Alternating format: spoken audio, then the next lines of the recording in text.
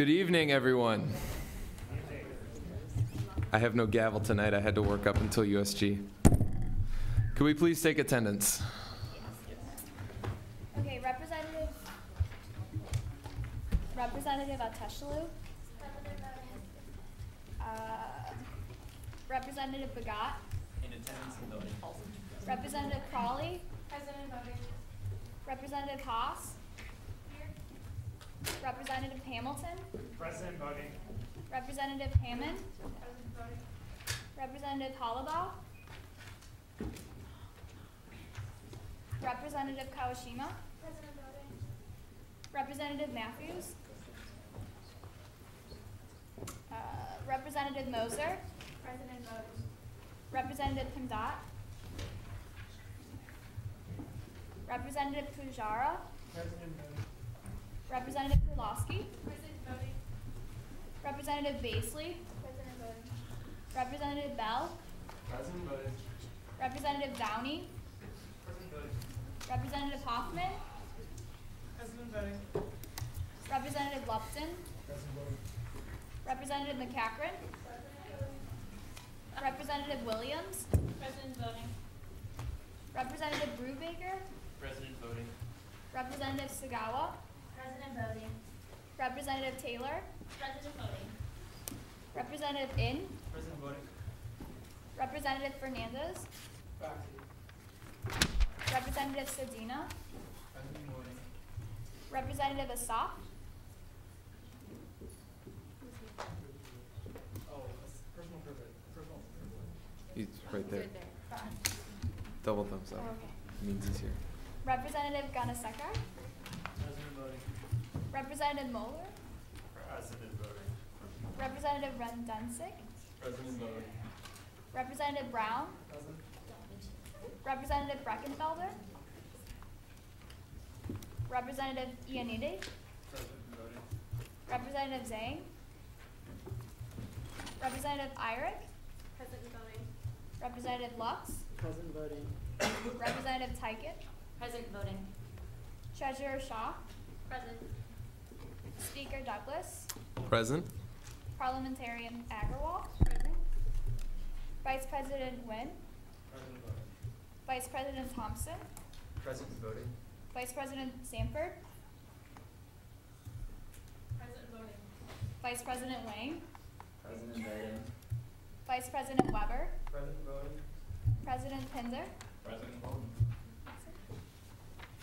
Are there any guests with us tonight? Any guests at all? Please introduce yourself. Good. Leah Cross. I offer a piece of resolution or legislation. Excellent.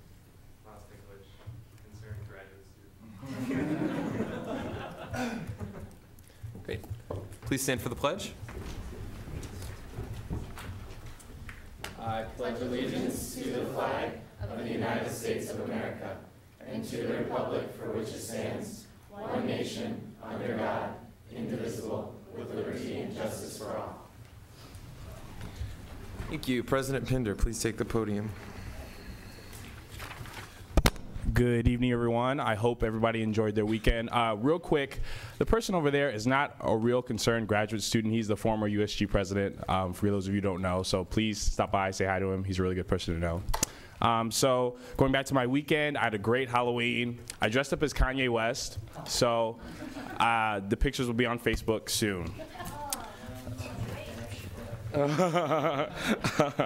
Okay, so just some quick things. I'm not really going to go everything in my board report, but I do want to announce the creation of the Transparency Ad Hoc Committee. This is an idea that came out of Representative Hamilton, and it's basically just going to be a committee that's focused on getting the student body pertinent university information, so kind of compiling everything, talking to different university administration, and getting that information to the student body. So if you're interested in transparency and information that students need to know, please talk to Representative Hamilton. If you don't know, raise your hand. so we can start this committee up and rolling. Also, the Diversity and Inclusion Ad Hoc Committee will have its first meeting this Thursday, 9 p.m. in the USG office. So some of you have already told me if you're interested, but if you are still interested and you haven't contacted me, just show up at the meeting. It's going to be really great. Okay? And just a quick note about today's meeting. We do have some pieces of legislation, and some of them are a tad controversial, so please keep the debate civil and respectful.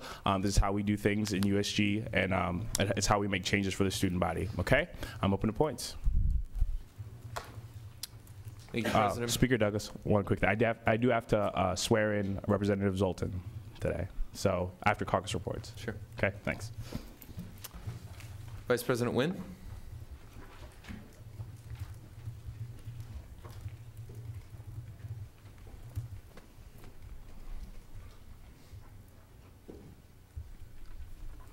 Okay, so not much to report here for student life, but one very important thing to report actually is the next lighting tours, which will be this Thursday after the Student Life Committee meeting. I was promised by members of the committee that there will be food and I think a cheesecake cookie kind of. I've never heard of cheesecake cookies before, but that sounds delectable. So if you guys are interested, please meet me in the USG office at around 7 o'clock. We will start the lighting tours around 7:30 and meet with the officers then. But other than that, I am open to points. Yes? Is the speaker aware that they are cheesecake brownies and are available to those who attend the committee meeting? Noted. Any other points? Thank you, Vice President Nguyen. Thank you. Vice President Weber.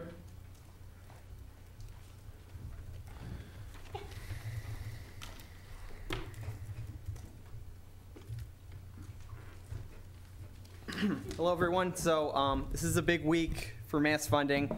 I've told you guys before, but everybody should know that the forms are due this Friday. So a big concern is making sure that all student groups are able to get their forms in. So tell your friends, tell people that are in student groups. There'll be more information in the USG news brief that'll go out later. So just making sure that all the students know that that these forms are due, and we're doing a good job of that. In addition, so I've also mentioned before, and it's listed in the board report, this Saturday at 9 a.m., bright and early, everybody's welcome to come to the USG office and help the Finance Committee do really our primary function. Don't worry about if you don't have a lot of Finance Committee experience. You can just bring a laptop, and definitely it'd be a great help. We'd love to see you. There'll be food on Saturday for lunch for everybody who attends. In addition, I'll be in the office tomorrow evening, Thursday evening, and then Friday evening working on this as well. So if anybody wants to stop by and learn about the process a little bit more, it really sums it up. I just can't reiterate enough how great it would be to get some help beyond just the Finance Committee. I'm open to points. Thanks. Thank you, Vice President Weber. Vice President Wang.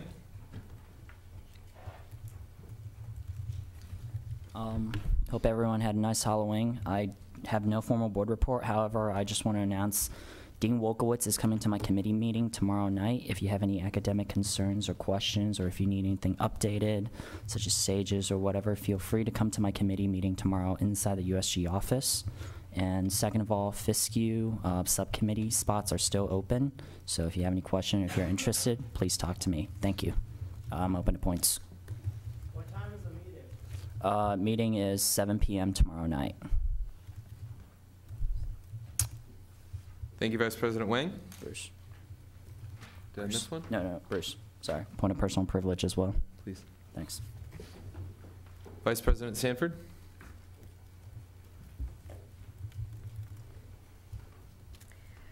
Okay, so you will find out from the USG newsletter that this weekend is Family Weekend. So check out the newsletter, by the way, because Matt Knapfel has been working very, very hard on the newsletter. Speaking of the newsletter, if you have an event or if you know of an event that's going on and you want it to be in the newsletter, please send that to me or Matt Knapfel. And if you have any ideas or changes to the newsletter, also let me or Matt know. So as I said, this weekend is Family Weekend. So stop by the USG booth at the Carnival on Saturday from noon to 2. And unless, of course, you're helping the Finance Committee with mass funding. So I'm also going to invite Representative Bagat up here to talk a little bit about the Meet the Representatives video.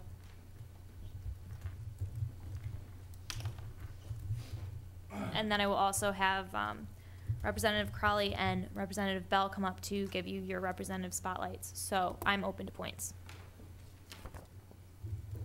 Thank you. Cool. First time at the podium. Good evening, GA. About the Meet the Representatives video, it is fully underway now. We have finished storyboarding, and either the principal shooting date should begin either the weekend of the 14th or 15th or the 21st and 22nd. I'll send out a survey most likely tomorrow, seeing which date works best for the majority of GA, and I'll work out individual times to gather everyone else who wasn't able to make the video. Also, each caucus, if you guys could come up with an idea of what color shirts you guys want to wear, because just to unify the image of the caucuses and the videos, I'd like it maybe if engineering, maybe they all wore blue, arts and sciences were all red, or you know, they can choose which colors they want it. But whichever committee comes up to me with a specific color, they get it. Everyone else will have to go with a secondary color choice, or I'll pick one for you guys. Any questions about the video? Representatives Bell and Crawley. Thank you.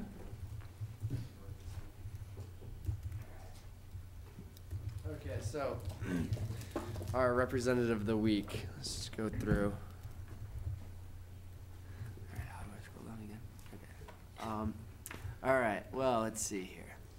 This representative believes that the pizza vendor that should have been named #1 at Pizza Olympics this year is Dewey's. Miles? False. That was a great event. This person's favorite ice cream is Grater's Black Raspberry Chocolate Chip, which is interesting choice.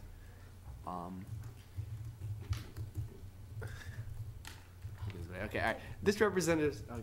Leah? President Pender? Oh, no, it's Representative JJ. Yeah. False. Okay, this person's special talent is I have really curly hair, which I don't know exactly how that's a talent. Keith? Jason. No. Is it Representative Haas? Yes, it is, Shangbo. Wow. Shangbo, what do you like more, Snickers or Milky Way? All right, here's a Snickers.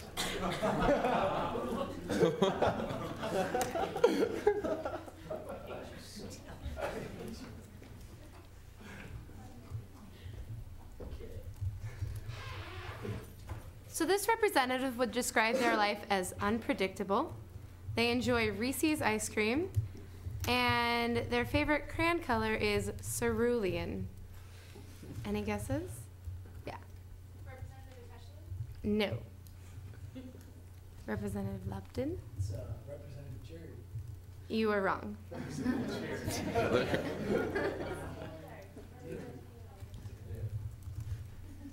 He is a second-year student who is a Sagittarius.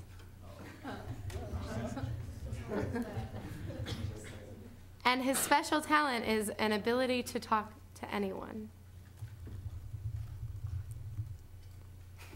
Yeah. Is it Representative Bell? It is. Ooh. Tricky.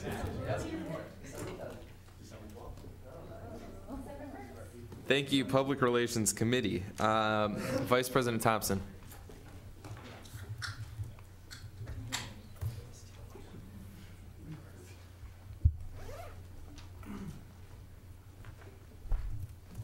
All right, just a few things. Windows 7 will be on the Software Center sometime this month. I don't know when, but the print to hear in KSL should be implemented within the next week or so. I haven't actually been there, so it might already be implemented, but. My committee is working on redesigning the layout of the website and reorganizing all the information on it. So if you have any suggestions, just email them to me. And, there's been a new round of phishing emails that's gone out. And so if you get an email that's asking for your case ID and password, don't respond to it. Case itself will never ask you for either of those things in an email. So I'm open to points. Representative Perlowski. You mentioned on Windows 7 being available. Do you know at all if Mac Snow Leopard will be available? It already is. Oh, thanks. Representative Bell.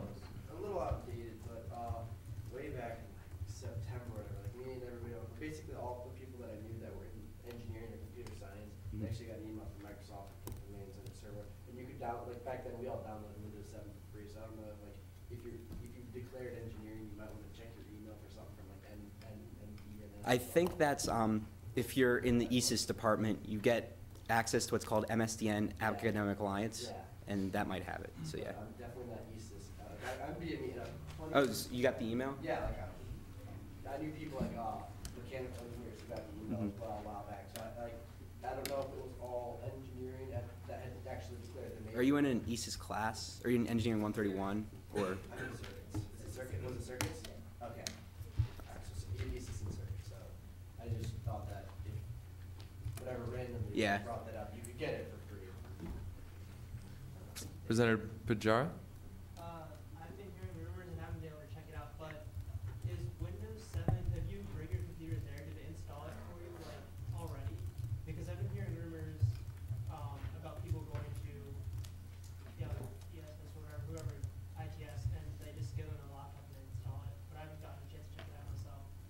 I have no idea, to be honest. I didn't think that the help desk would actually install an operating system for you if it wasn't already broken, but I don't know, that might not be right. I've heard a few cases, that's what I was wondering. Bagat. To address that, would they just be using that one free walk-in that we get to install the software and stuff? Oh, that might be true. Any other points for the speaker? Thank you, Vice President Thompson. From the Engineering Caucus, Representative Downey.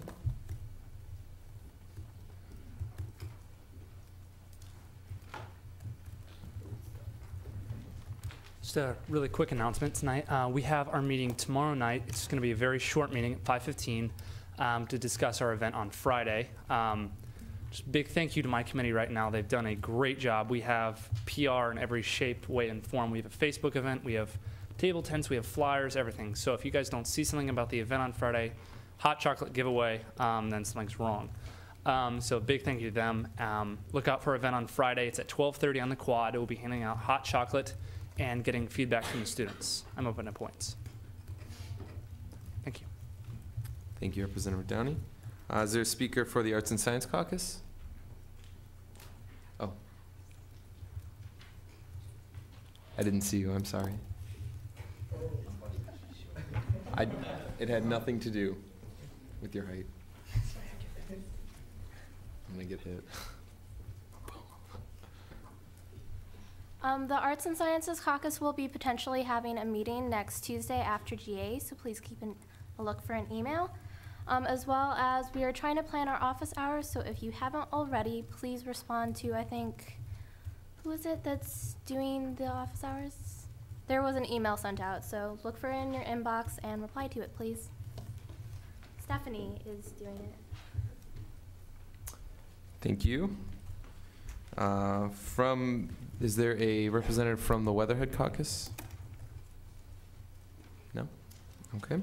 Is there a representative from Nursing Caucus? Oh, Representative Irick.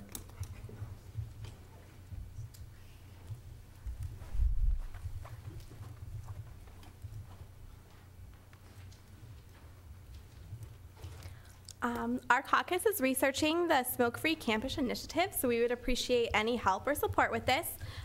We are hosting and planning a nursing alumni tea on December 4th at the Alumni House, and we're going to invite the local alumni from the nursing school. We are having cupcake compliments on November 23rd and 24th, so all students, they have to write a compliment about the nursing school, and then they'll get a cupcake. And then we're going to meet with Dean Weichel, who's head of the nursing school, in November to discuss what we found out with our cupcake compliments. We're having a meeting with Debbie Jackson on Friday to work on a nursing trip, spring break, which is going to have nursing clinical hours, which is going to be a 3-credit community clinical course. And we meet with Dr. Lotus on Fridays, who's director of the BSN program. I'm open to points. Yeah. Why come compliment the nursing Yeah, that would be okay. Okay. Thank you, Representative Irick. From the First Year Caucus, Representative Asaf. Thank you. For your parliamentarian tip of the week, Parliamentarian Agarwal. So the tip is about nominations, and that's in the agenda, but I just want to highlight that I noticed this last week, only the speaker can close nominations. A motion to close nominations is not generally part of the election procedure and should not be moved, so please keep that in mind for next week, that you cannot ask to close nominations. That's only the speaker's responsibility. And also, I sent out emails to all the caucuses about scheduling, potentially scheduling meetings with the rep development workshops. So hopefully I'll get that finished this week so that we can start them next week. Thank you. President Pinder, would you please take the podium to swear in Representative Zoltan? Front and center. Yep. On the spot. Can you please raise your right hand? I state your name in full. Do solemnly swear as a representative of the USG to responsibly represent my constituency to the best of my ability. I promise to faithfully uphold the Constitution and all appropriate bylaws of the USG.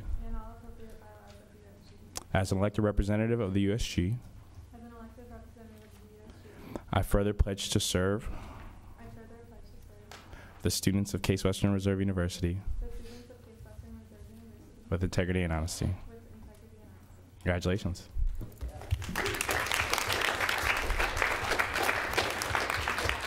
Thank you. We'll now open old business. Is there any old business? Representative Downey.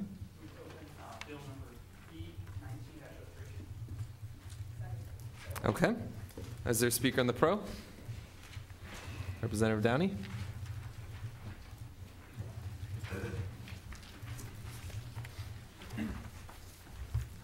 Okay. I know this was presented last time, and I know there's a bit of controversy with it.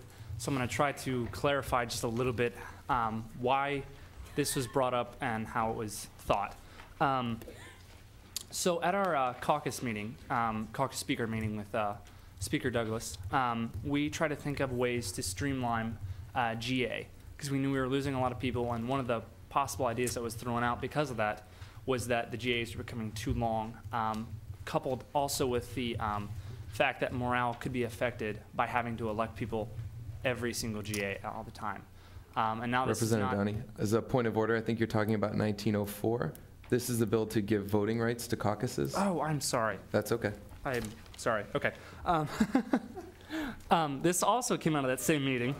I apologize. This also came out of that same meeting, and we want a lot of the work to be done in the caucuses. And to do that, to help the caucuses along with that, we want to give them a little more power, particularly that to author resolutions and bills. And the reason this was put forward is that by doing this, we have a little more of a change being affected by the caucuses now. The idea being with that is that the caucuses are more in touch with the students in their particular constituency, and they'll be more in touch with the problems that those students face. So they'll be able to address those problems more directly and more appropriately. I'm open to points. Any questions for the speaker? Okay, seeing none. Thank you. Is there a speaker in the con? Seeing none, we'll move into discussion. Is there any discussion regarding Bill B 19-03? Representative Lupton? So, what could be a con to this? I don't know. With me looking through this, it seems fine. It seems like common sense. So, can somebody talk on why this should be a bad bill? No idea. Representative Hallbaugh? Some could argue that there's no need for it to be placed in there because we already have it set up that way. Any two members of the Assembly can sponsor legislation. there's already precedent set with caucuses sponsoring legislation. There's no need to have this formally put down on the books. And also that it may be more in the realm of the parliamentarian proposes with the bylaws and constitutional overhauls that typically occur during the second semester every year. And that would be a more appropriate time to address this issue. Are there any other points for discussion? Representative Perlowski? I would just be curious to hear, possibly from Representative Ateshlu or someone else at the meeting, the arts and sciences point of view of this, because I think there's more curriculum changes that could come out of caucuses in the schools within CASE that have professional schools associated with them and have more specialized curriculum. So I'd just like to hear a couple of arguments for arts and sciences and why this would be helpful. Representative Ateshlu?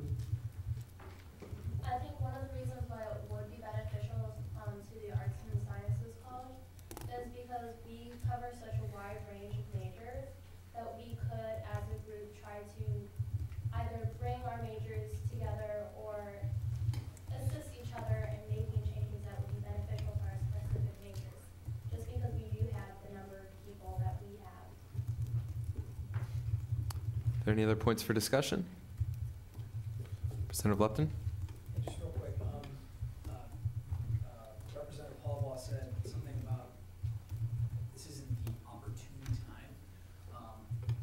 If this does pass, is it true that this modification will be stated revised on top of the Constitution along with all the other revisions?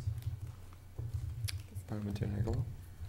For this particular amendment, I would do that now instead of waiting till the end of the year to call the judicial board to do the official amending of the Constitution and bylaws in the spring. I would do this one now only so we can give the power to the caucuses now instead of wait all the way to the end of the year to give them that power.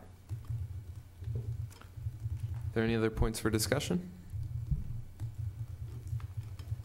I would entertain a motion to previous question.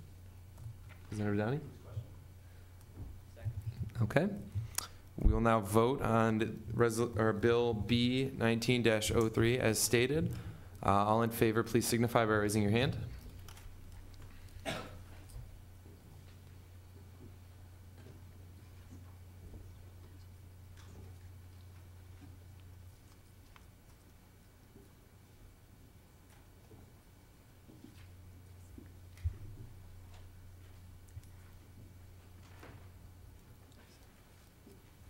Thank you. All opposed? Abstentions?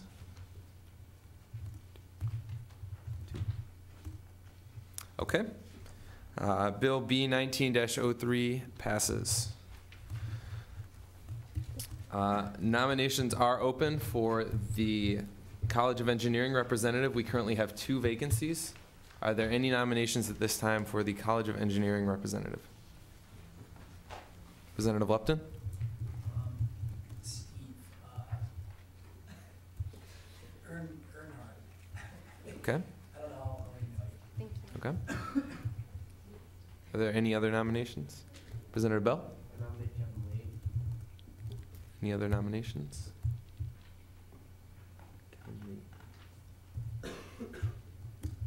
Okay.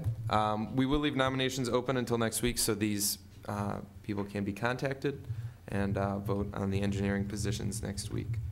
Keep in mind that nominations can be emailed to the secretary and parliamentarian at any time this week. Is there any other old business? Seeing none, we'll open the floor for new business.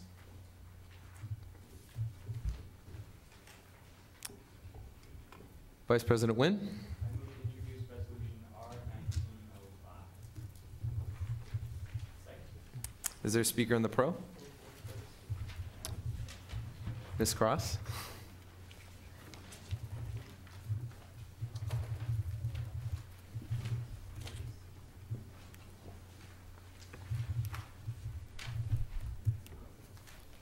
Hey everyone.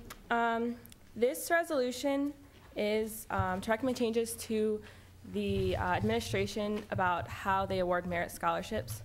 So to really understand what's going on, I'll give you some background information. Approximately half of students that are enrolled in the university have a merit scholarship that was awarded to them by the admissions office when they received their admittance letter or acceptance letter. And those scholarships are completely not based on need. They're just reflective of the work you did in high school and I guess how badly Case wanted you to come here.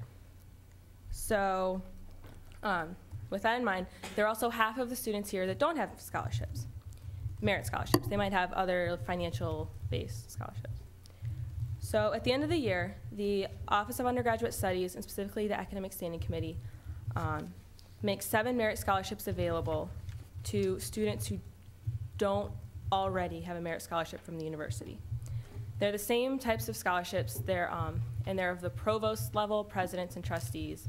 The amounts vary by year, but they're approximately, I'm not sure what they are currently, they're around like 17,000, 22, and 26. It's around there. Trustees being the highest, provost the lowest. And the money for those scholarships is built into the budget. So, and then every year, Dean Hamill sends out an email, and she makes it known to the student body that if you don't already have a scholarship, you can apply for one of these scholarships, which it's 3 provosts, 3 presidents, and 1 trustees.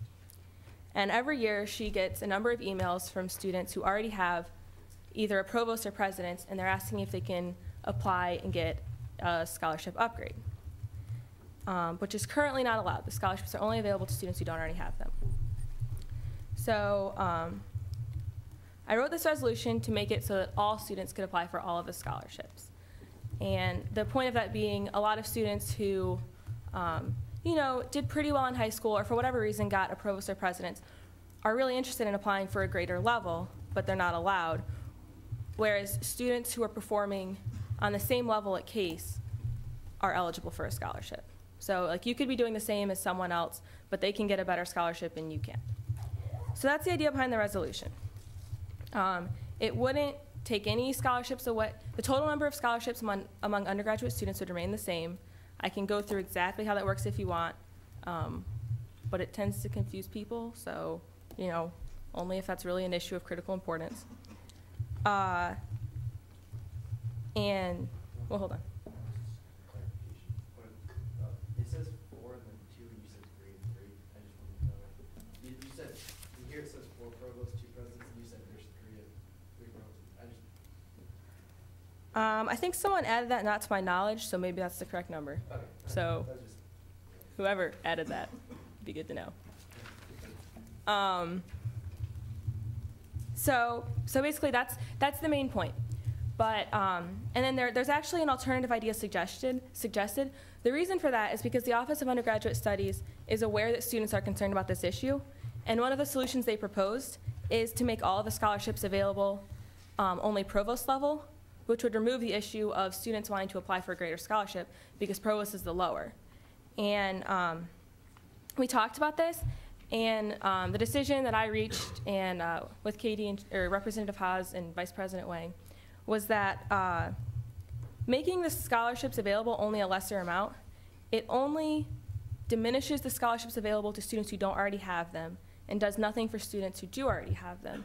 So the net effect on the student population is a negative one. So that's why we don't want them to do that. And the reason it's included in this resolution is because I'm afraid if we only say we want the scholarships to be available to all students, then I think they might choose as the solution to make them provost level, which would be a move in the wrong direction. So now I'm open to points. Presenter Breckenfelder?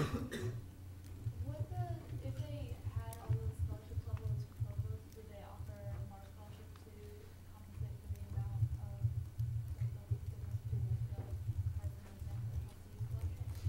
That's something, it's only been, making them all provost level scholarships is only a suggestion at this point. I don't think they've ironed out how to handle that, so that hasn't been specified. I would think that wouldn't be a move that would be made.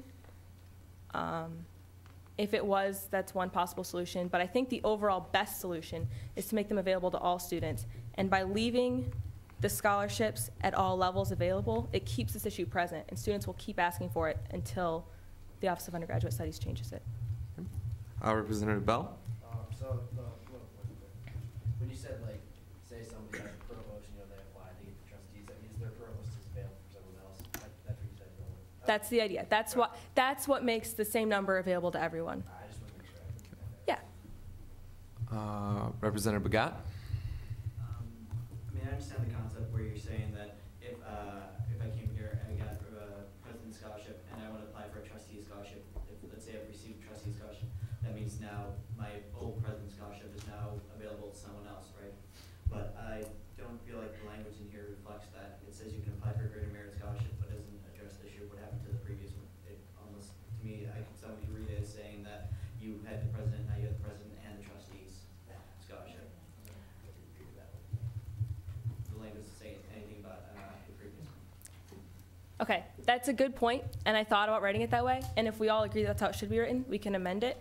The reason I didn't is because when we talked about this in the Academic Affairs Committee about 10 times, that really confused a lot of people, like really spelling that out.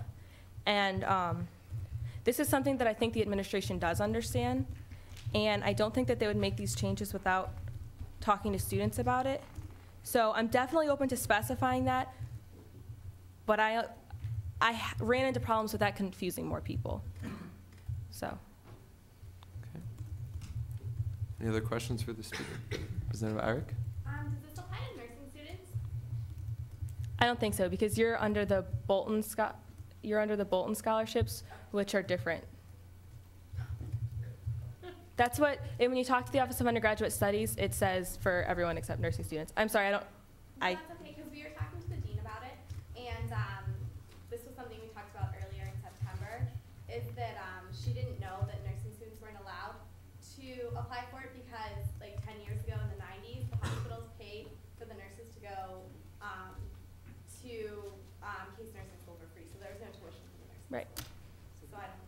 But that's changed now. But But that's you- changed now. We pay. But the equivalent is supposed to be the Bolton scholarships, so. But Bolton scholarship's only $10,000. I know that, but, I mean, I think that's a different issue, so. Representative Hamilton? This is only taking a look at the 7 scholarships that are offered to students that are enrolled at the university and not focusing at all on ones that are offered to admitted students. Is that correct? Okay. That's correct. Representative Perlowski? When nursing students, or when students are admitted to CASE and given a scholarship at the very beginning, because they're admitted on like an open door policy, do nursing students have these scholarships if they were admitted with them? No. I can't apply for them. No. We're not eligible for these, and we were never eligible for these. I think Allie's asking the question, is it okay if I clarify? I think, are you asking if you apply? If you apply to CASE, you don't have to specify what school you're in, and you aren't nursing. If you're admitted with the provost scholarship, is that applicable to your tuition? I think nurses apply to the School of Nursing, isn't that You correct? apply to the School of Nursing, and even if you switched in, as far as my knowledge, you would lose your provost scholarship, and you'd get a replacement of the Bolton Buddy Scholarship, which is its own Which is what I said. foundation, correct? It's its from the own Alumni endowment. Yeah. It has nothing to do with CASE. Yes. What is the range in the value of these scholarships? It varies from year to year, but it's around 17 at the lowest to 27 at the highest. I haven't checked for this class because, I mean, it's different for every year. Vice President Wang? I can actually answer that. Okay, I can actually answer that question for the range. I'm working with UGS over the summer.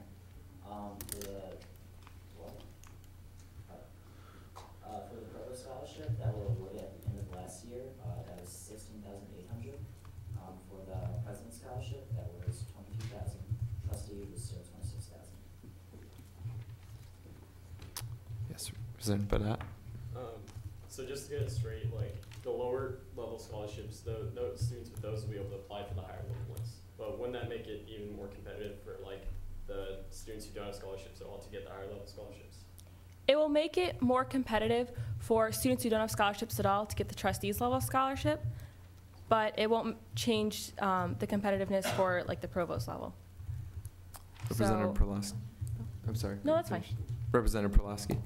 Just because it's kind of along the same lines, students who lose their provosts or presidents or trustee scholarships, are those reallocated at the same time, or are they never reallocated? No, it's assumed that a certain percentage of students will lose their scholarships either because they lost it for academic reasons, or they transferred. So that's kind of built into the budget as well. Representative Crowley. Sorry, I'm gonna try to make this sound coherent. My only question would be, that I think they would have issues with is, there's already a mechanism in place to keep students that have the scholarship performing at their level, and that's that if they don't perform at a high level, that they'll lose their scholarships. And then these scholarships are supposed to be for a separate reason, so that students who didn't enter in as high would have an incentive. So you have two separate incentive programs going along. I don't know if you've thought about addressing how we would address that, or if it matters. Well, I would still consider $17,000 a pretty big incentive, personally. But, and I don't necessarily think the scholarships are incentives necessarily. I don't think a lot of students, when they start their freshman year at Case, are completely aware that there are scholarships available at the end of the year if they happen to get a 3.75. But that's not necessarily relevant either. I mean, if you want to view it as an incentive, if you have a scholarship right now, you only have to keep a 3.0 GPA, which is certainly an accomplishment. But it's a much greater feat to have a 3.75 to be able to compete for the scholarship. So there's now an incentive to all students, and not an incentive to just 50% of students. Follow-up, then I would say maybe think about changing the wording, because the wording in the third whereas clause creates it as an incentive. That'll be a point for discussion. We'll take one more question. Representative Lux. For line 18, whereas the undergraduate student government aims to represent all students on campus, that's misleading and needs to be amended. Can you clarify? For the final whereas. Right, why is it misleading? Because nursing students are applicants. Okay, if you want, we could say all except nursing students, but I think we represent nursing students as well. But you don't, because we're not eligible. We can't apply. Well, we're still representing them. I mean, well, This will be also a point for discussion. Are there there will be no further questions for the speaker. Thank you. Is there a speaker in the con? Representative Brubaker.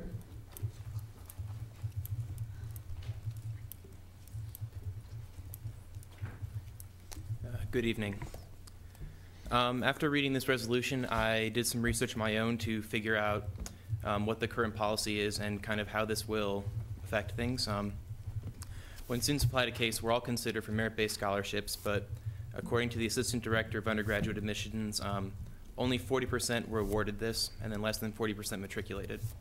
The resolution states that the undergraduate student government aims to represent all students, but this resolution will effectively make it harder for the more than 60% of students who don't have any kind of merit-based financial aid to compete for a scholarship. They need more than someone who already does have one of these.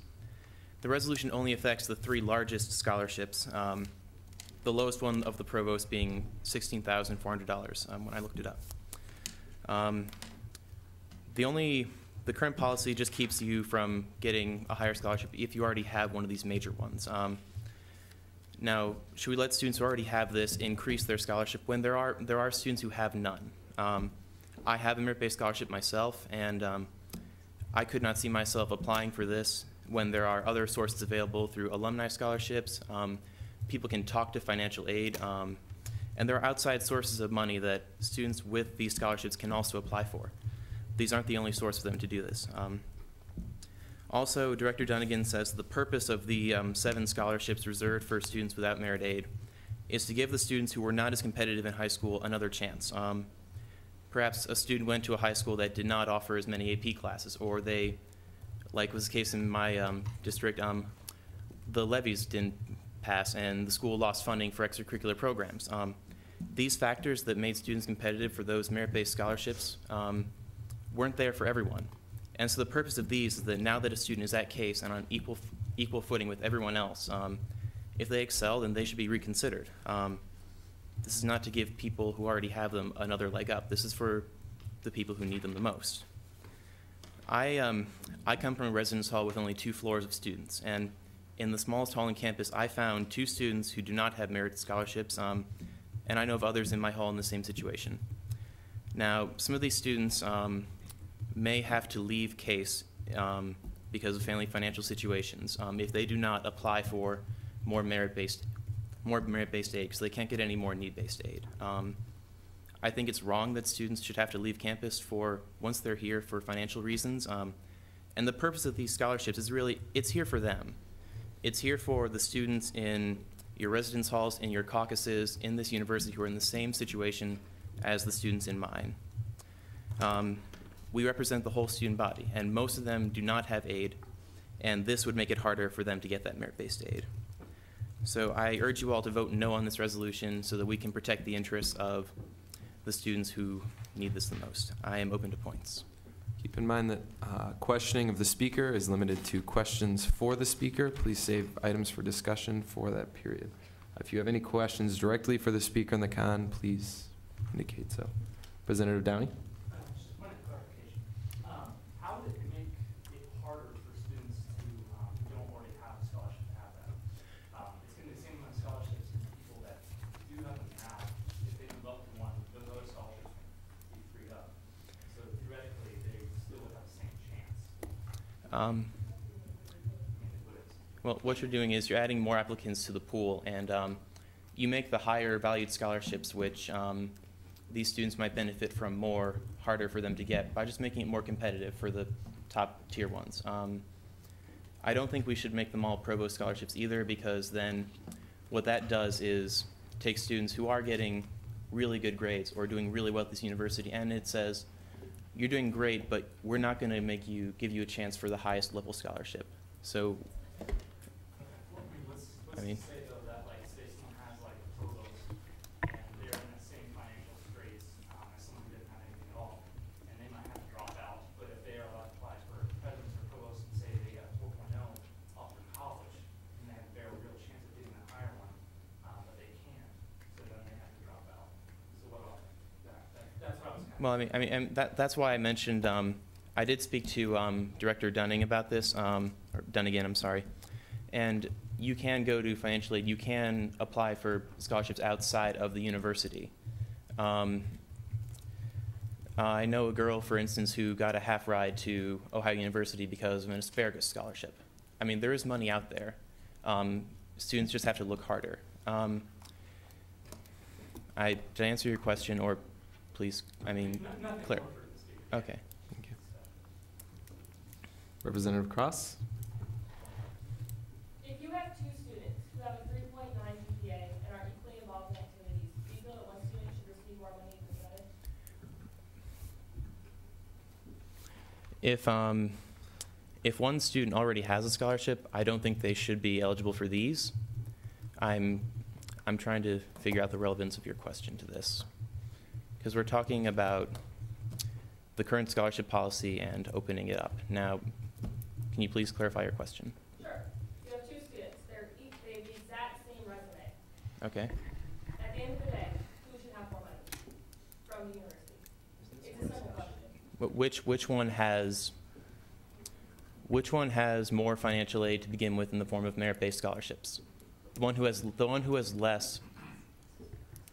Is that the answer? I know I'm treading on the fine line between need-based aid and merit-based aid, but isn't it better for more students to have aid than for the few to just get more? I think this is a discussion now. Yeah. It is. But I was waiting for him to answer the question, and he did. Are there any other points for the speaker? Okay, thank you. We will now open discussion. Discussion will be limited to 7 minutes. Representative Baisley. I just want to put my words in because as a freshman, I was one of the students, Leah doesn't know this, probably none of you know this, but I was one of the students that emailed asking if I could apply for a higher scholarship. My reasoning was I got a provost scholarship, I got good grades in high school, but I really felt that how I showed my involvement in academics as a freshman, I really could have gotten a better scholarship. This doesn't have anything to do with financial aid. So I think some of the talk that's been so far is too much focus on financial aid. These are merit scholarships. So whether if a student needs to leave CASE because they're not getting a merit scholarship due to finances, that's not the point of these scholarships. These scholarships are meant to reward students for merit. So off of Leah's previous question, if two students have a 3.9 and they're both involved in lots of activities, they should both have the shot at the same scholarship.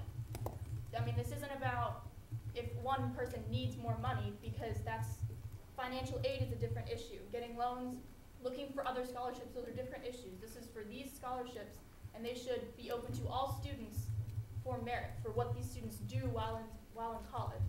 And that was my point whenever I applied, and I actually did email asking if I could apply, and I was told no. So that's just my issue. So I would definitely vote yes for this. Representative Perlowski? Yeah, I think that some of the points were brought up that like this is simply based on merit, and our job as USG is to equally represent all students. And so if it's based on merit, it should be just simply based on merit. If you perform better, you should have a chance at having more money in that fund.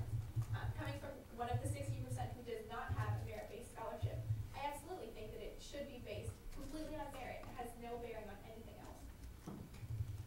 Representative Bell?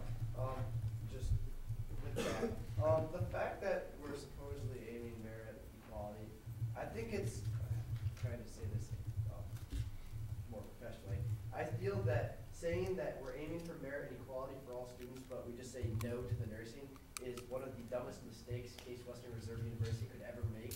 I don't think that the biggest issue here would be, well, for me, I don't think the biggest issue is, well, I have merit, I want a bigger scholarship. I don't have merit, I want a scholarship. You have like whatever the size of the nursing school is, we're just saying directly no. That's not equality. I mean, I'd be more concerned about that than the meritness of people who already have merit. I think that's a bigger issue. Certainly a concern for the Academic Affairs Committee. Representative Haas? To clarify for that point, I believe currently nursing students aren't allowed to apply because the idea is that only people without merit-based scholarships can apply currently, and because all nurses get a scholarship, they don't qualify. So I think the whole nursing students being able to apply would be something after this is passed, because I think currently Then wouldn't that have to be added in addition? Like, it would have to be, this would have to be amended to include the nursing, because we'd be saying that. currently these scholarships are not available to nurses. I have additional information on that. Yeah. Representative Cross? One of the nursing students should correct me if I'm wrong, but my understanding is that admissions to a nursing school is actually separate. No, It's not? We Okay. go, we apply for the same college. Okay. But the scholarship, finance behind that has always been different. If we want that to be the same, I'm all for that, but I really think that's a separate issue. Representative Pandat? I think like to address the issue of like students who already have a scholarship, wanting to get higher scholarships, maybe you can make a resolution to recommend them to create a separate program for those students to apply for a scholarship. Or maybe just even if the university doesn't have the money for that, to make a clear list of outside like sources where they could get scholarships to make it easier for them to find them. Representative Brubaker? In the resolution, fourth whereas clause notes that the Office of Undergraduate Studies is concerned about just the general increase in applications. If we follow the plan of shuffling around people's scholarships, like I get this, now it goes to them, that's going to create a lot more paperwork and work for them. I realize even if we do pass this, that factor combined with just the increased applications will probably make them say no. So I feel like this is, I disagree with this, but I also think it would be pointless to pass it because they probably wouldn't go along with that. Vice President Wang? First of all, to answer your concern to kind of safeguard against the numerous amount of applications going on for the academic. To safeguard against the numerous amount of applications we'll receive, Dean Wolkowitz has suggested maybe like, he said there are like standards of how like GPA guidelines, so the average GPA on campus is a 3.4, but to get one of these scholarships, we need like at least a 37. So that kind of filters it out a little bit. Also, I would like, I need to make an amendment on the resolution. Exactly. Okay. On the third clause on be it resolved by the undergraduate student government after the full session, I move to amend that be it sent to the new Vice President of Enrollment and Management, Richard W. Bischoff, instead of interim Vice President of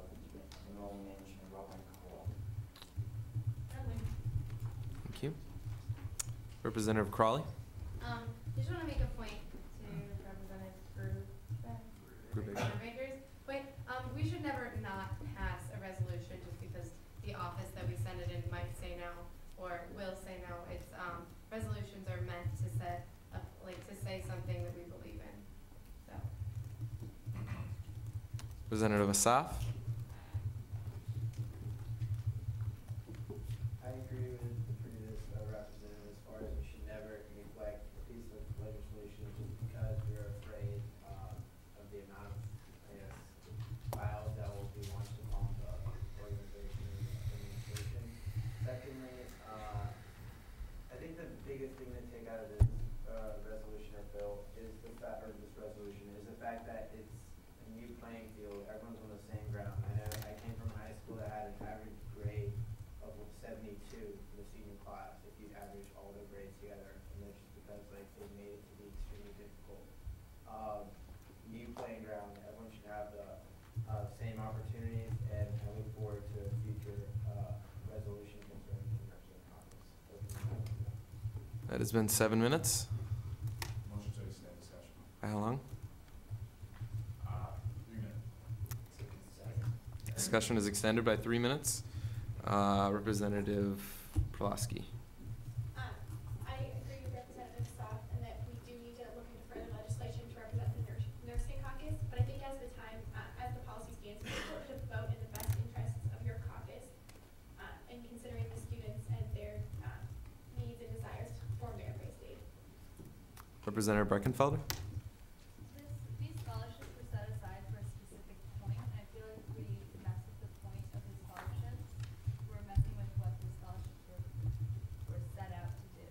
Like these scholarships were set out to give people merit-based aid, just like if they were a freshman applying or senior applying. Representative Teshlu. Just to kind of play devil's advocate, and I could be wrong about this, but don't all nursing students, I'm sorry, I'm just saying, don't all nursing students automatically get a scholarship? But it's not the same amount of money. Can a nursing rep please answer that? You do automatically get it, but I applied to the school as a biochemistry major and transferred over into the nursing school, and that scholarship that they gave me, they cut my grant money that exact amount. So if I was a biochemistry student right now, I'd be getting the exact same amount of money. It's just coming from a different place. Do you have a follow-up? So would it just be better to say that if you came in with a merit-based scholarship, it doesn't get cut instead of?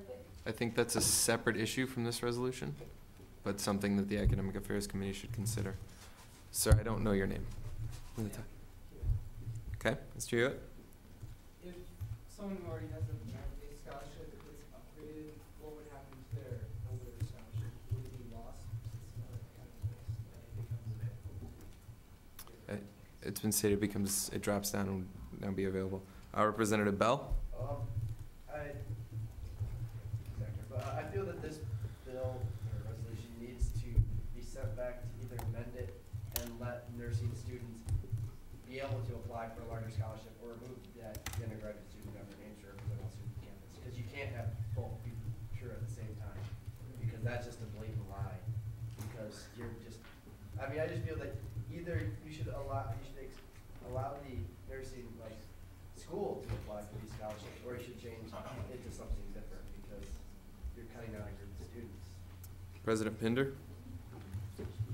Okay, to a separate issue about passing a resolution or a bill, or passing a resolution and then regarding whether or not office is receptive to it. I question why be it resolved clause 2 is in the resolution. So could you explain? Could the author explain why? Ms.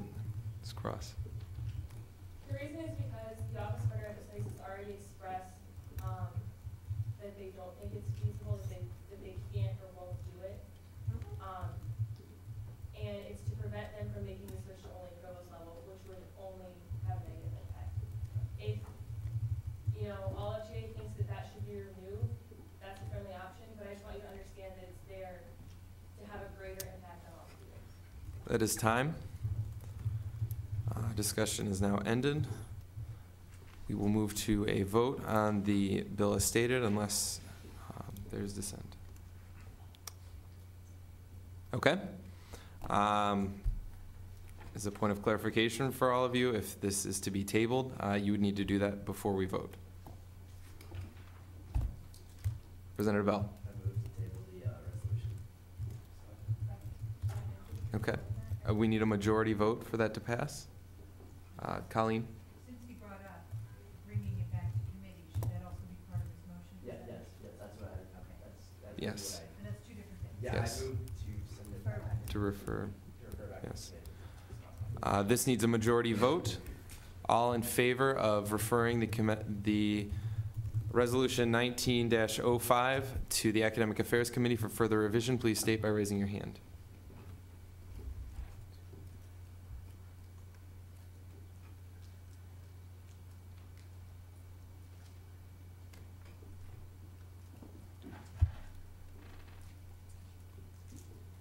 Majority? That is 50%. All opposed?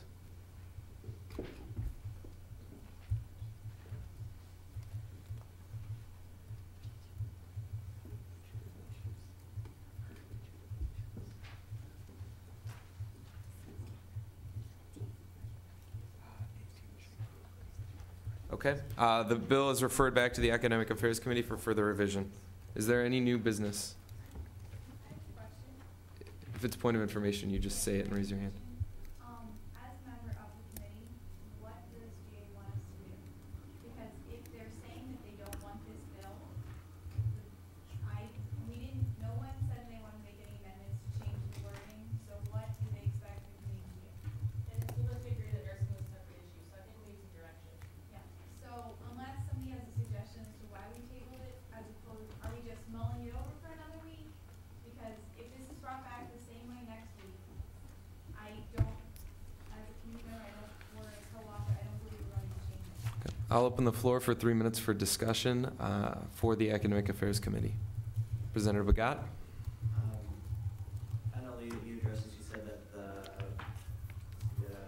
people in charge of pretty much understand the wording of the fifth whereas clause, but I still kind of want to be cleared up about just the whole issue with what happens to those other scholarships.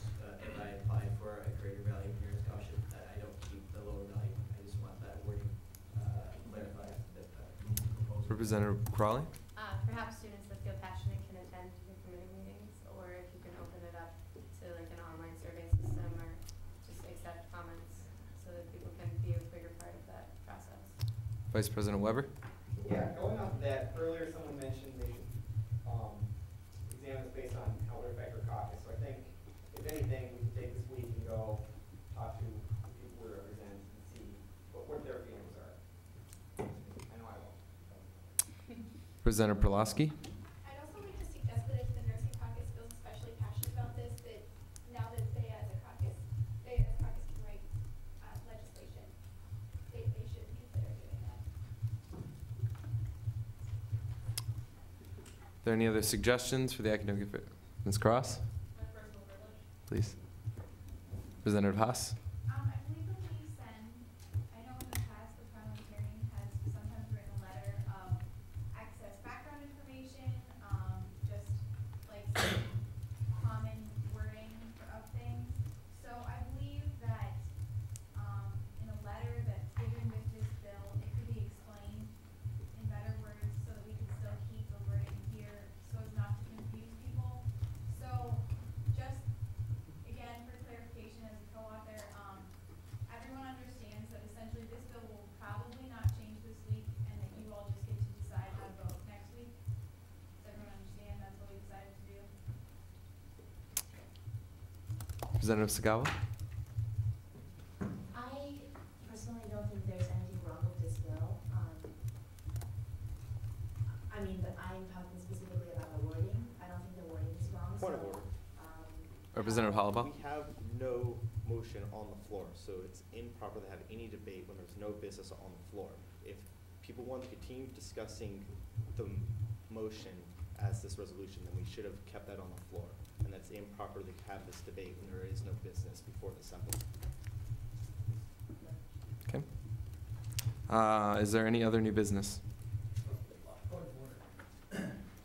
When you table a bill, like we just did, is it inappropriate, like, how would you, like, if I disagree with that, never mind, take it back. Okay. Is there any other new business? Representative Begat? Yeah, motion to open resolution R 19-04. Is there a second? Okay. Is there a speaker in the pro? Representative Hollabaugh?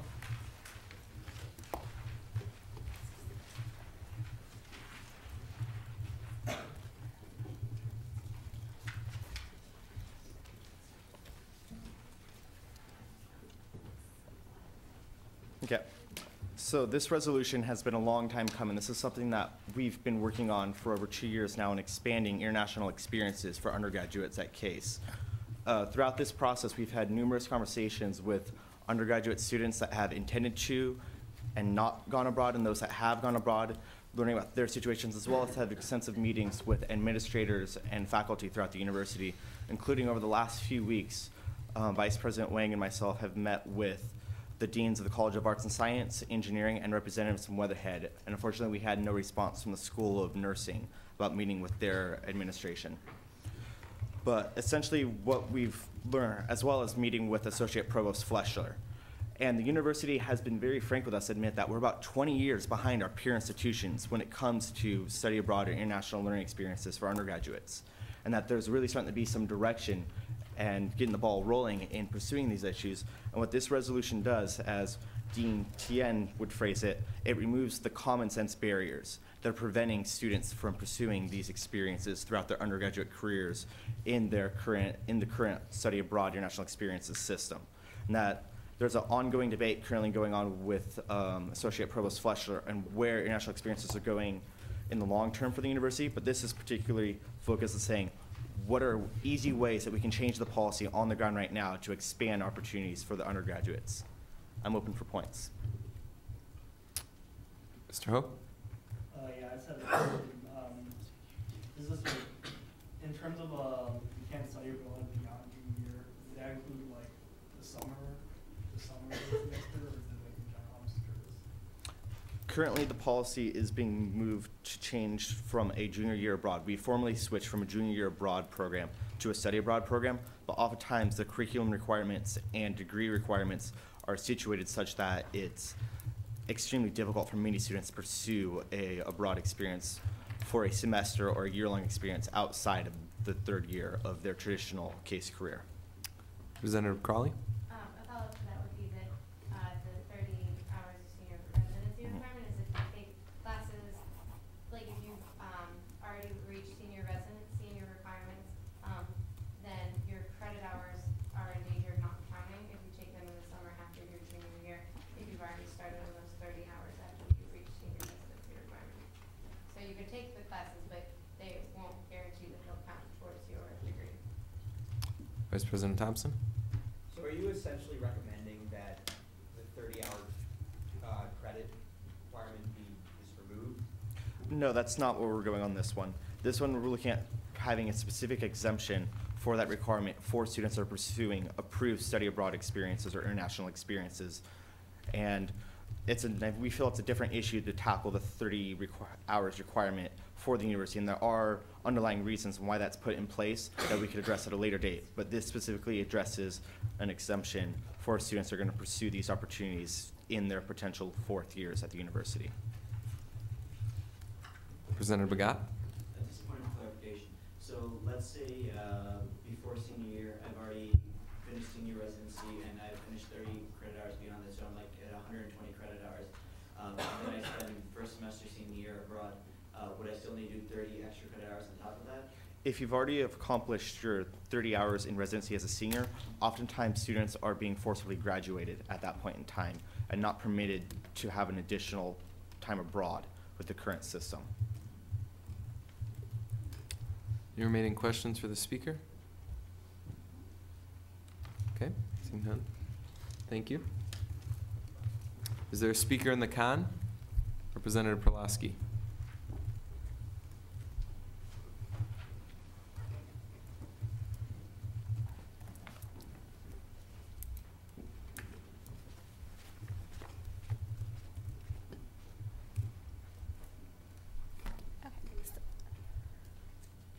Colleen? So I just want to start by saying that I was not involved in the writing of this resolution, and the first time I did read it was when it was sent out with the agenda. But I do feel passionately, and I debated whether or not I was actually going to speak in the con. But I think that there are some issues with this resolution. Not that I disagree with any of its purposes, and I think that they're very excellent purposes. But I think really some of the things that are brought up are more points that need to be discussed. When it suggests encouraging the Faculty Senate to create an ad hoc committee to discuss study abroad issues in general, I think that that is the primary, I think that that is what should be USG's primary goal in terms of study abroad issues. And I think that everything that's brought up, while they're very excellent points, it's an extremely overwhelming resolution, and I don't know that it's going to be completely comprehensive of all the issues within study abroad, as well as it brings up some things that I think are questionable issues, such as recommending that the transcripts of students who studied abroad reflect the institution and the grades of the courses taken, just because it would create some inconsistency in policy throughout the university, whereas if students take classes outside of regular academic semesters at other institutions, whether abroad or not, they're not listed as a transcript, they're listed kind of as a completion of course requirement. So if you were to list the grades and the institution that you take courses at when you are abroad, it would also be appropriate to list, say, if you take organic chemistry at a community college and you get an A, and it kind of would create an inconsistency in the policy.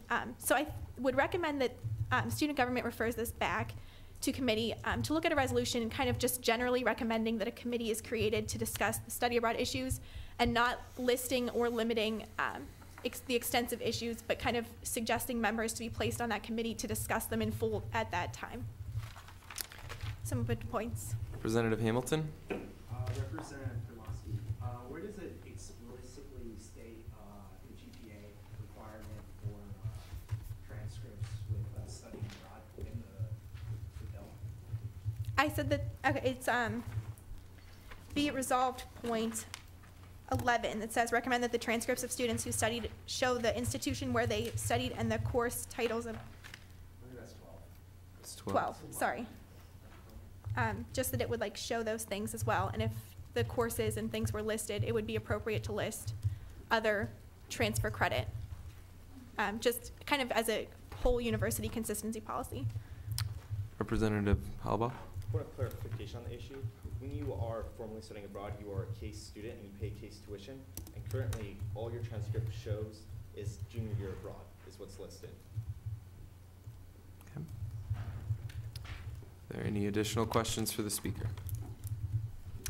Thank you, Representative Perlowski. Now open discussion for 7 minutes. Vice President Thompson. Can somebody speak to the motivation behind the 30-hour requirement to use? I think that's a separate issue than this.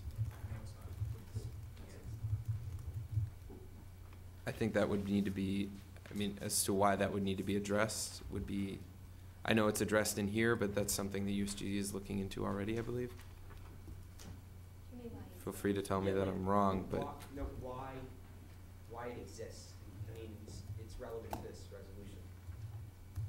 A brief one was that historically, according to Dean Wolkowitz, when I met with him on this issue, is that Case had an issue with students would go through complete their first 3 years and then transfer to another school and then expect a Case degree, that they complete their senior degree requirements elsewhere. And that this was a barrier to prevent students from just doing 3 years here and then going to another school to complete all their upper level coursework. And there's various other arguments go on from that, but that's essentially the most succinct one. Representative Crawley? I first want to say that I think that as it's written, the resolution is pretty much flawless. And then secondly, to say that in the past when we've passed a little bit lighter, a little less demanding resolutions about study abroad, even recommending that there be more discussion in USG about it, it's pretty much been ignored, and that I think that taking the hardest line approach is the best way that we can go right now. Representative Breckenfelder? The only thing I'd like to see added to the resolution on future consideration would be housing credit, like if you're standing in housing, like you don't get any housing credit because you not physically be here. Representative Perlowski? I think that a lot of things within this resolution are things that do need to be discussed extensively, and maybe find out the rationale as to why they are, such as the 30 credit hours. Also the tuition costs for other programs, because while there are many study abroad institutions who do cost less than CASE, and while that would be fair, it would, by the same token, there are many study abroad institutions which cost much more than CASE. And so that if you are getting your degree from CASE and you are getting credit for significant study done outside of the institution, that you are paying the same as those to get the same degree. Vice President Wynn? I just had a question as to whether or not this bill or this resolution in its final format as it is right now was ever brought up in the committee or any other committees for revisions. I know this is my first time even looking at it. Because as our Representative Pulaski has said, there is a lot of discussion. I mean, there's a lot of points here, and I feel like some of this should be discussed. I'm not sure if it has. Has this been brought up into Academic Affairs Committee or any other? An electronic document was circulated amongst the committee this past week. I sent out on Friday or so. Before that, there were members that had expressed interest on this issue were allowed to work on the electronic document before, but nobody participated in that process. Representative Crawley? I do want to say, as someone who studied abroad, my program was about $15,000, and that was my choice to go on that program. Someone who chooses to go to Oxford, where it maybe costs $40,000 for the year, that's not my responsibility as a CASE student to pay the burden of someone else's decision to go somewhere else. If I would have gone, some other programs I were looking at, they were $6,000, and so then I'm paying $25,000 more so that someone else can go to another institution. Representative Perlowski? But you are in turn ultimately paying for a degree from Case Western Reserve University, and someone who has your same major with your same degree, it's an inconsistency and an unfair kind of advantage to study abroad, that you would have to pay significantly less in tuition. Representative Breckenfelder? I see your point, Ally, but I would definitely call on that one because on this one because you're not receiving the same experience as if you were here. So while you're here, you're getting taught by Professor ABC that's a CASE professor, but while you're there, you're getting taught by somebody who's a different experience.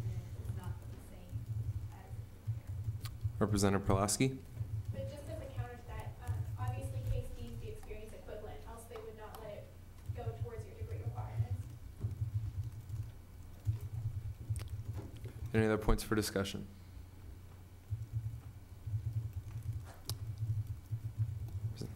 You got it? Motion to move to previous question. Okay. Discussion has been ended. We'll now vote on the amendment as stated. Or the resolution, excuse me. All in favor of passing resolution R-19-04 as stated, please signify by raising your hand.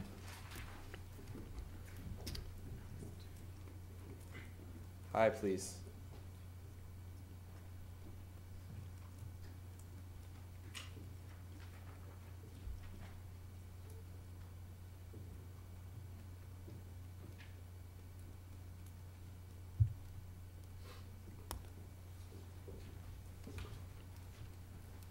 And all opposed?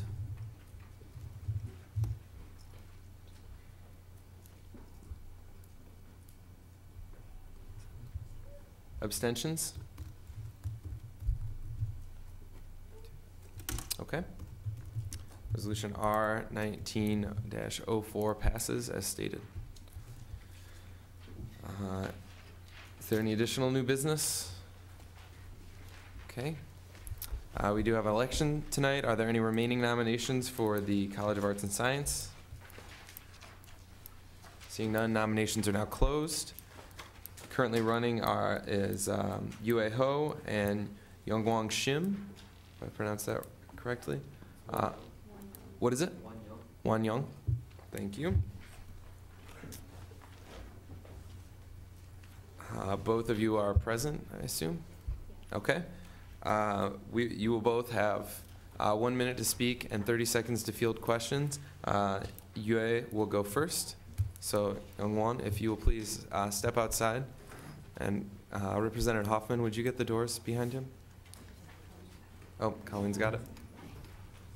Okay.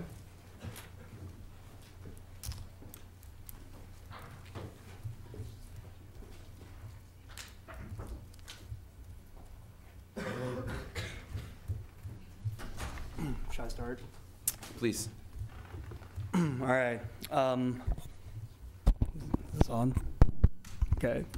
Yeah, I don't know how many of you might remember me, but yeah, I'm Yue Ho, and I'm actually a second year. Sorry, there's a typo in my letter there, but I was in USG last year as the Sherman rep, and I quit for a few reasons. But this year I tied some things together, and I kind of wanted to get involved again as an. I originally wanted to get involved again as an at-large, but yeah, Dwayne told me there was a arts and sciences spot open for election, so I figured I'd give it a shot. I think I can do a good job because I do have experience in USG from last year, and I've done like clubs similar to this in the past. So I think if you elect me, especially here in the middle of the year, I can jump right in and get involved right away. And yeah, I hope you'll consider me to rejoin this club. Thanks. That was exactly a minute. Good job. Are there any questions for the speaker? Representative Hamilton? I guess I have 2 questions. Mm-hmm. Have you attended any committee meetings so far this year? No, I didn't. I just decided to run like this past week. Okay. And the other thing is, did you help with any legislation in your freshman year? Not really. My freshman year, I helped in some events like the Roses event and the and like other things that the freshman caucus did. Yeah. Vice President Wang? What sort of issues do you feel very strongly about in regards to the college arts and sciences? Well, I mean, some of the issues I felt strongly about were already touched upon in these resolutions. Felt like some of the things in like study abroad were kind of a big deal. But I also think, in general, I kind of just want to improve. I just want to help improve the quality of life here at Case for undergrads, and to, yeah, do my part and participate in the process. Representative Ateshlu? Could you tell us what your reasons for resigning last year were? Well, I had a few reasons. One of the biggest ones was like a time constraint. At the time, I actually got a new job last year, so for that reason, I know the freshman caucus was really enthusiastic and really active last year, so it was a tough time constraint for me to balance. So that was probably one of the main reasons. That's time. Okay. Thank you. We step outside and welcome in Mr. Shim.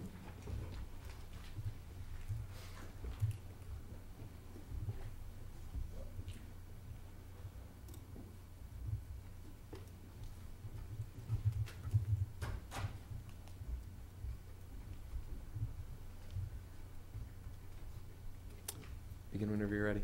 Okay. Hi, my name is Won Young Shim, and I'm a junior. I'm currently majoring in international studies and political science. I stand here before you today to demonstrate my courage and passion to be involved in undergraduate student government. To briefly discuss my credentials, I was president of Future Business Leaders America, vice president of Asian American Alliance, and secretary of Open Forum. But above all, most importantly, I think the most important thing is I was in the military for 2 years. I left for the service in 2007, April, and I served there for 2 years. I served as a drill sergeant and was responsible for lives and training of 2,000 men. And from there, I learned the importance of community, being part of the community, and making the community not only better for myself, but for those around us. And that is the main reason why I want to get involved in undergraduate student government. And with the disciplinary responsibility I've learned from the military experience, I believe I'm ready to make time commitment that is necessary for the success of this organization.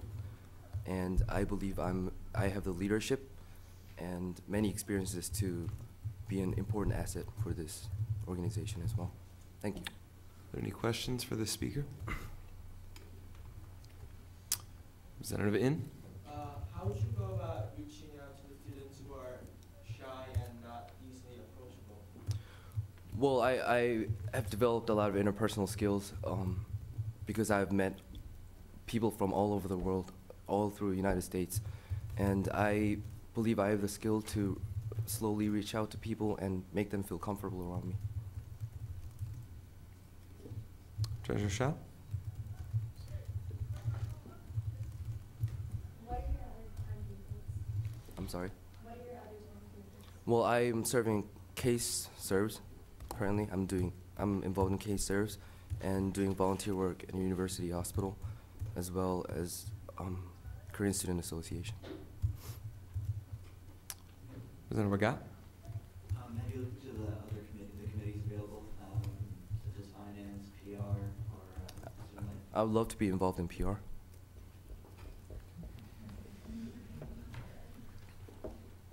Any additional questions? Thank you, Mr. Shim. If you'd please step outside.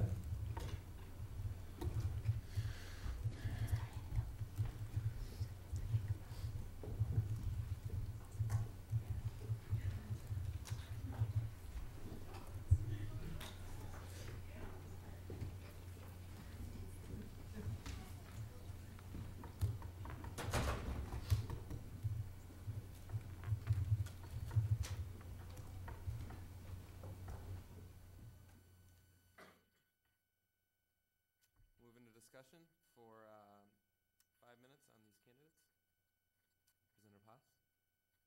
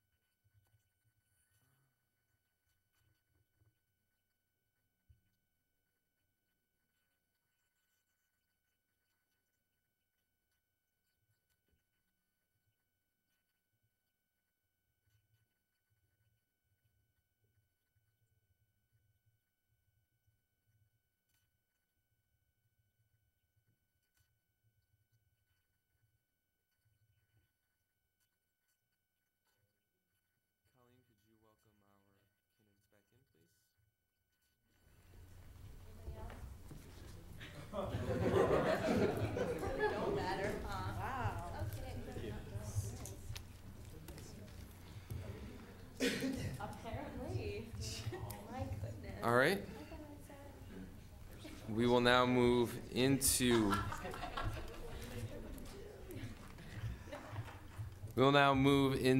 open forum. Open forum will be limited to 10 minutes in the interest of time. We have to count ballots. To whoever was upset about that. Representative Pulaski? Just a question, well, first, Parliamentarian Agrawal still kind of here. If we pass a resolution that does not have appropriate punctuation, do we have a procedure for fixing that, or no? If a resolution is passed with inappropriate punctuation, is that something that can be changed after it is passed? I think an exception would be made for grammatical issues, but I don't know if there's anything stated in the bylaws. Unless it changes the meaning. Right. Is that correct? I can talk to them. Something to look into, I suppose. Representative Haas? I have two comments to make, and I know we don't have time, so we don't have to discuss them, but maybe if we can make them, I'm gonna discuss them next week. One, I was, wondering what the opinion of USG would be on, this past weekend, the serial rapist was in Cleveland, and I found out from CNN.com and followed it there, but I wanted to follow it here, and I wanted to know from my university that there was a picture of this man that could have been on Case campus, and that cops wanted people to call them. I know that it wasn't on our campus, we didn't have any, I believe there were no sex, rape charges in our distinct area, but just in, concerns of national news happening in Cleveland, I wanted to be contacted by my university. So if everyone could think about that for the week. And then also, this past week, I don't know why this past week I decided to think about it, but one of the department head of the chemistry department died this past year in May, or I think it was May.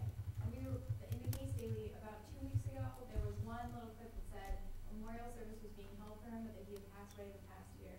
I'm a chemistry major, and I had never had any idea that he was ill or that he was gone, and I just had never needed to contact the department chair. I think that the university should potentially contact students, at least in the major, of the professor who dies when someone dies. I know that we're not a religious institution, so there's not an easy way to say, you know, we bless this, like, ask for the blessings for this family or whatever. But that memorial service was supposed to be for students because the funeral was actually last year. And I believe the way that it was promoted just for the Case Daily was very confusing to me because I thought maybe it was a small service for the family and I didn't know if I was welcome to attend. And I just felt like this Professor Sayer worked for the university for I think like around 40 to 50 years and has had very high positions the whole time. And I just thought it was a really lack of communication in the university to tell students that we were able to celebrate his life. Representative Hamilton? That's something you'd like to bring up at the newly formed Transparency Committee. I'm more than welcome to listen to you at length. Thank you. Vice President Nguyen? I would like to bring something up and ask for the GA's opinion. VP Jameson actually came up to me and asked me about a new U.S. banking option in Twing. This will, however, replace Pure Vita. I would like to ask GA of their opinion and what you think about this. Basically, what's going to happen is that instead of having Pure Vita, they're going to have a sort of, you know how you have it in Babes or Giant Eagle, there's like a U.S. bank kiosk, whatever, a teller there and everything. So that being in its place, in order to kind of replace the food option, they are going to provide a sort of cart-like thing that has kind of the same amenities that they have for Pure Vita. So I'm opening this up, and I would like your opinions. Vice President Wang? First of all, I'm a U.S. Bank user, so yes, I do like that. Second of all, can I see the academic comparison that you read at the GA really quick? And third of all, I think that's an announcement. my bad. Representative Downey? Did you hand raise? Oh, I was going to say that's a great. No. Okay. Representative Crawley? I'm completely opposed to that because Pure Vita is our only place on campus that sells fair trade and sustainable coffee. And if you take that away, then we're all just gonna be drinking the carbonated sweat of little children.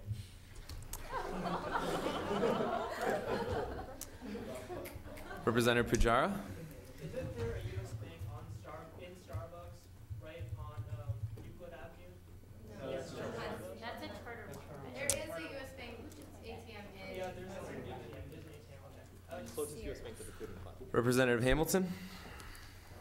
I'm wondering if the other two ATMs present Twain, if there might be like some conflict with a potential contract there. We can bring that up and see what might be. I'm sorry, The concern was that there being two ATMs of this, or two bank service facilities in one building, in one room, if there was any contractual issue with that. There's a Key Bank ATM, and was his concern. It's already been discussed, and it could, like, the instant we say yes, it could happen. So I'm thinking like contract-wise, should be good. Representative Eric? Is there any way to have the banking option without taking away Pure Vita? Right now, I'm not sure. They need space, that's the issue. So Pure Vita is the only space.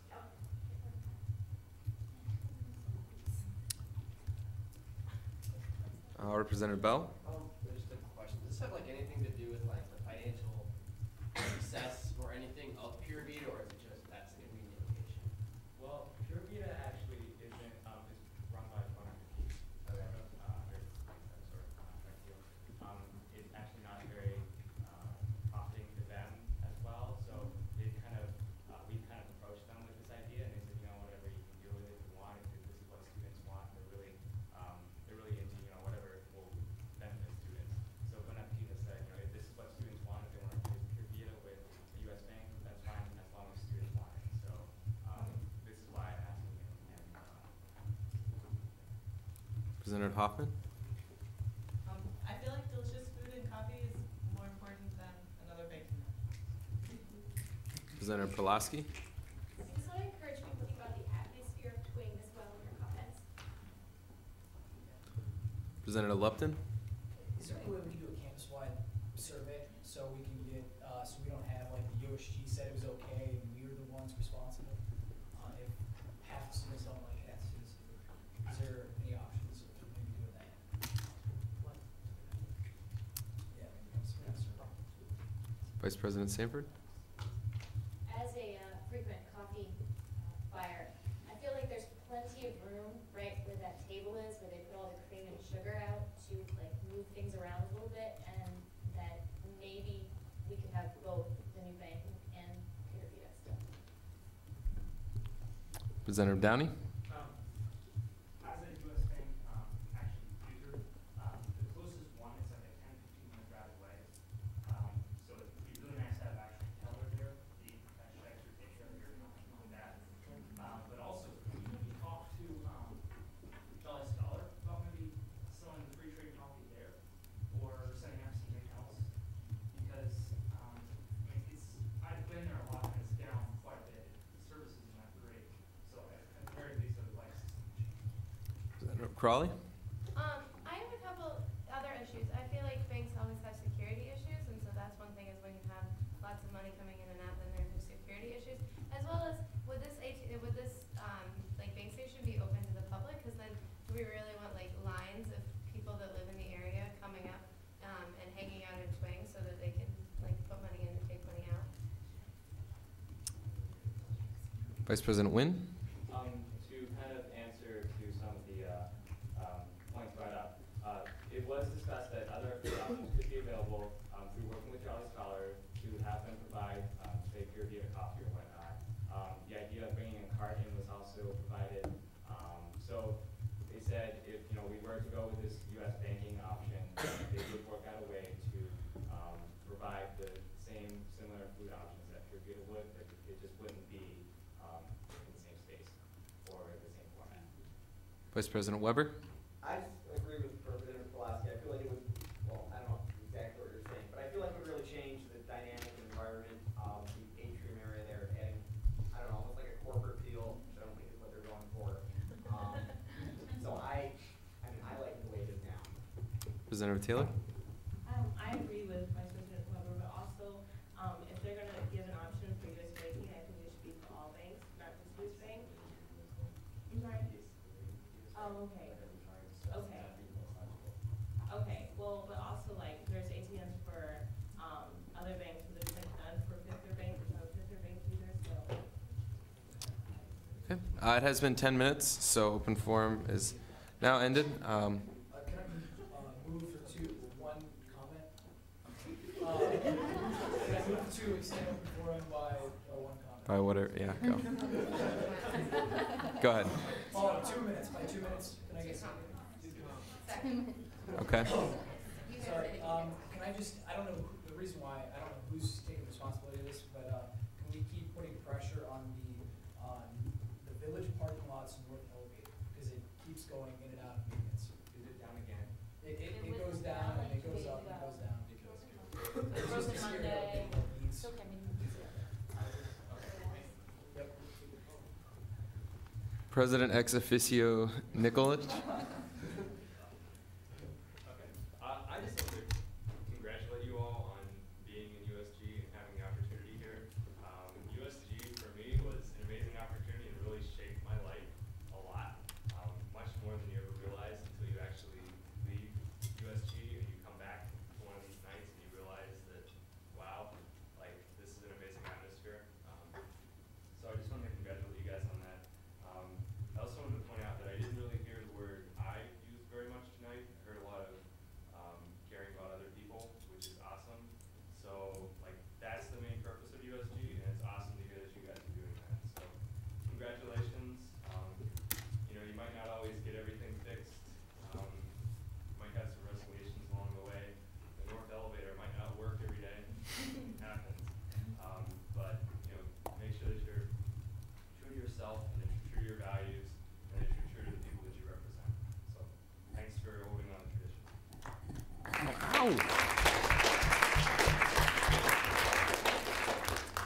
Is Colleen still here? Oh, there you are. Completely hidden. Okay. We will now have announcements. Representative Bagat. Has anyone ever noticed that Miles, if you look from a certain angle, kind of looks like Ray Romano? This is like a certain angle. Yes. Colleen.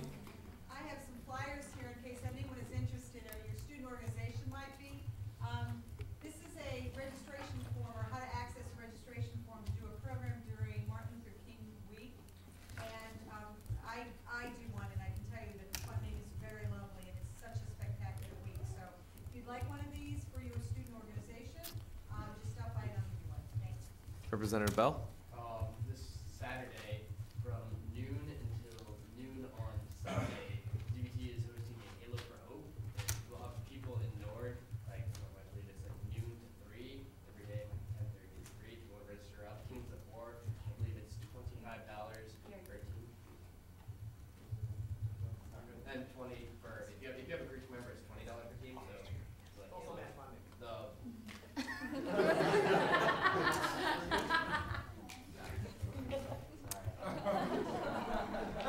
Representative Hernandez. The Catholic Student Association is hosting speakers from the collaborative initiative to end human trafficking.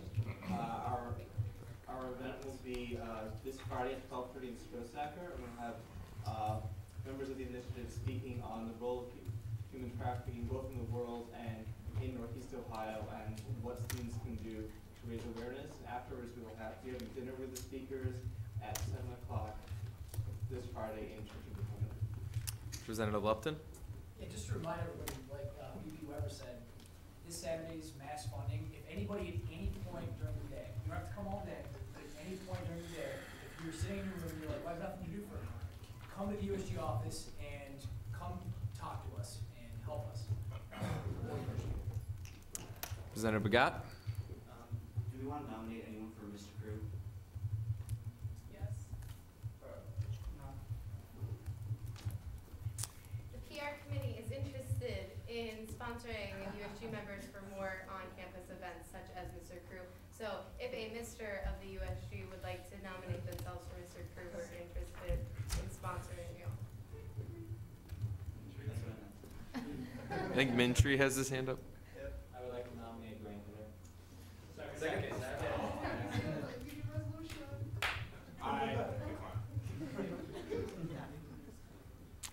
Okay. Talk to PR if you have an interest in that. President ex officio. I just wanted to mention, if anyone has any questions about like med school application processes or case med in general, you can use me as a resource. Obviously, case review.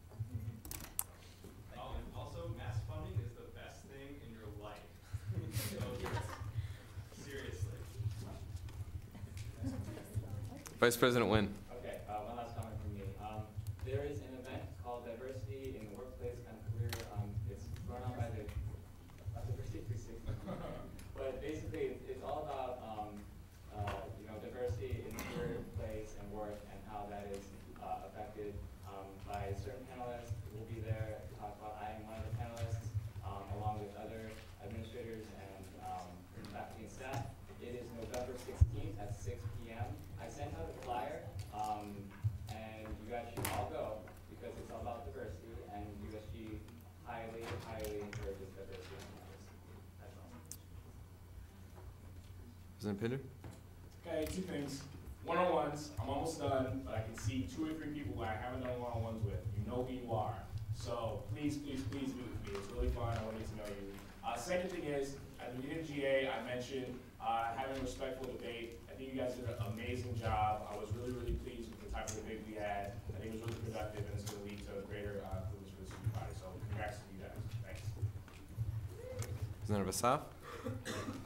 Cultural dinner going on right now. We might have the end of knocking it out, start out at 9. Yes. Representative. There's a culture show this weekend at the National History Museum, and it's free, so you can have fun. Please be respectful of the representatives that are still speaking. Representative Bagat. Before we do adjourn, I have 2 points of my own. First, you will be getting an email from me soon with a link that I need you all to forward. It's very important for the university. I believe it's our football coach, has been nominated for a Coach of the Year position. It has become very important recently to President Snyder that Case has a showing at this. We are currently losing to a school that I can't even name. We have about 600 votes. They have about 3,400. You can vote once a day. So you will have a link with additional information, but our football team has had an outstanding series of years, and I think we should encourage that as student government, especially, again, as it's been deemed a priority for President Snyder. Final point then for business this evening. Congratulations to Won-Young Shim on your election.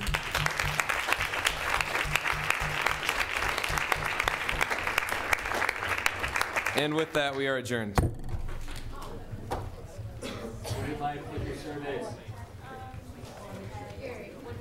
Academic Affairs, can I see you for a second? I don't know how to write legislation.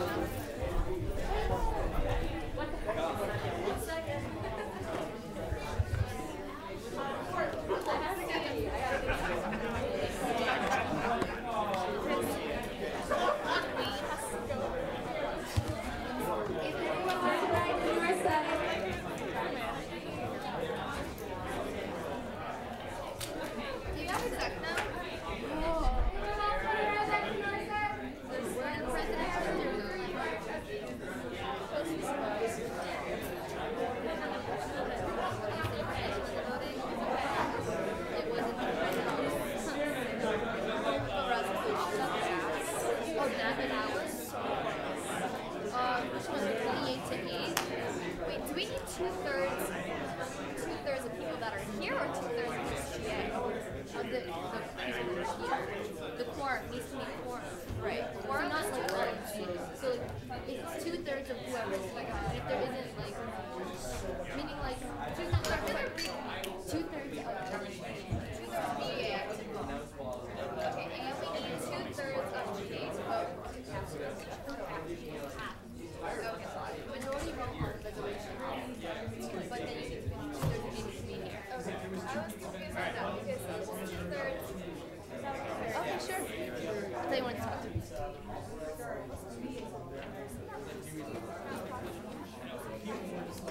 Yeah. I don't know, but he wasn't counted in the votes, so. Wait, who was? Jewett? Yeah, he was. He was a proxy. He was a proxy. He can vote. Hey, Bruce. Well, I think there were Any interest, not in the, I have to do this. Any interest. I know, but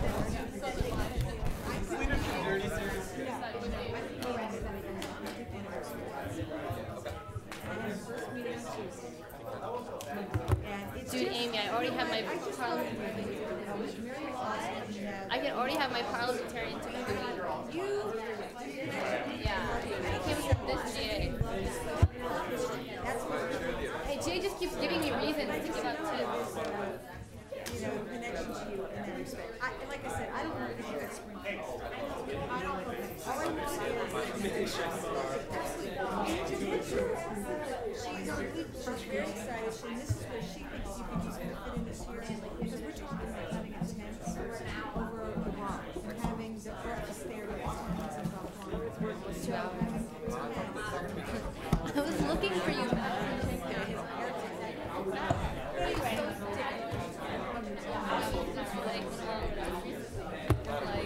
Yeah, no, I but anyway,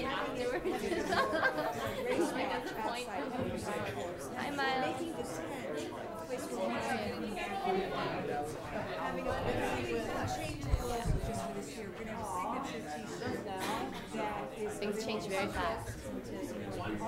Oh, I'm gonna need all. Okay, guys, we're about to have an exec meeting, so just to expedite the process, if you're not on exec, or if you want to stay on, huh? Yeah. And but if you want to stay, then please, so we can get started. Even if I send you notes and you can go, oh, this would be kind of cool. Thank you. Thank you so much. It's like we need it, right? We need a word for it, right?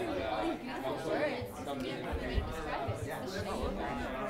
And yeah, and then I can justify it. Thank you, I'll be here always. So. But yeah, we did it 2 times and I was like, Max, and you were just like, that's okay. I'm sure you're thinking about invest funding. Okay. Colleen, will you be around tomorrow? Oh, I have to ask you. What was it I have to ask you? You said something about a check-in.